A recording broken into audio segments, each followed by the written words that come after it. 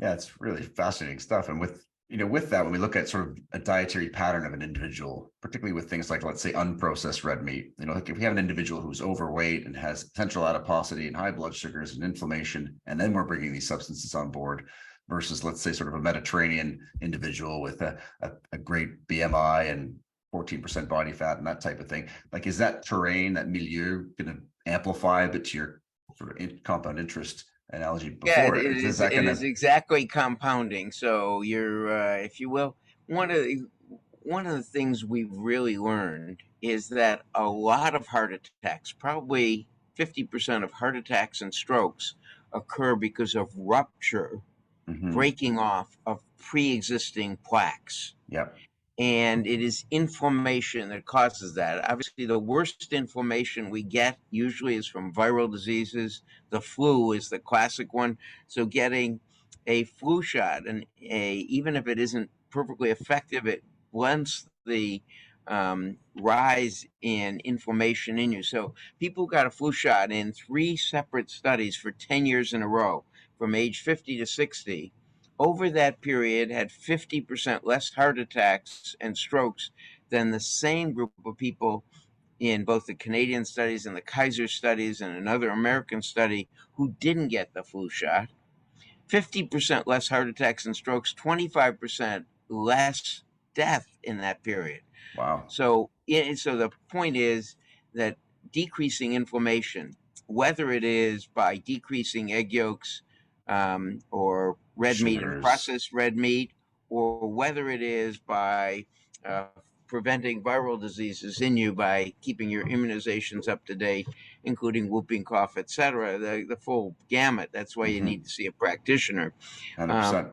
those things are important at preventing that plaque rupture. Obviously, if you prevent the plaques in the first place by getting Yeah. treatment early, you prevent a lot of that problem. So uh, I wish I knew earlier in life what I've learned now. But the good news for everybody who's 30 now is they can start now and really have a much healthier life than most of the other people, especially living disability free as they get older. Yeah, absolutely. I mean, like you said, weight loss in general is going to help to lower inflammation. And so if that's a key driver, then definitely lots of different That's right. tools and strategies there. Doc, in writing the book, I appreciate there's a lot of fascinating insights throughout the book, but was there, in terms of things that surprised you when you're going through all this research that stands out for you? Well, we have a scientific advisory board for the book and for the Reboot Your Age app. That's 10 people who are experts in longevity. And what surprises all of us is each of us changed at least one thing in the first 3 months of this thing because of the scientific data that we were unaware of. Incredible. So, for example, I was unaware of how strong the compounding effect was. I was unaware that phosphocreatine, which is a great muscle building Yeah. supplement when you're young, I didn't know it actually improves brain functioning when you're an old guy like me. So it's how inexpensive is it? I can show you. Cheap and You know, cheerful. Yeah. Creatine I use monohydrate. this. I have this big thing. I think it costs $40 for Yeah. 6 months. Yeah. And for $40 in 6 months, I keep my brain younger. So there are a lot of things.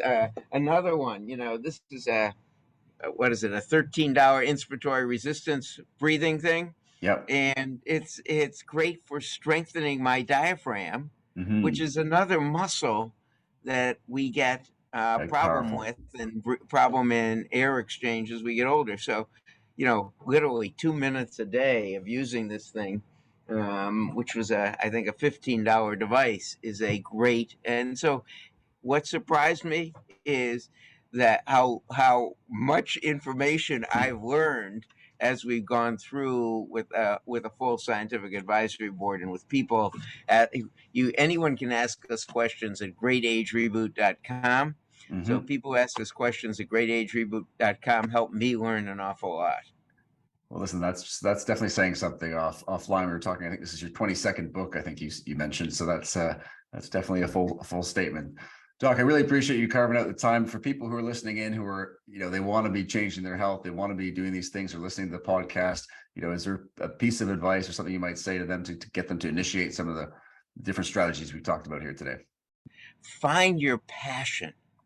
Find something that motivates you, whether it is gardening or whether it is like, and I appreciate you're letting me, my passion is helping people stay younger longer. So appreciate you're letting me exhibit my passion here.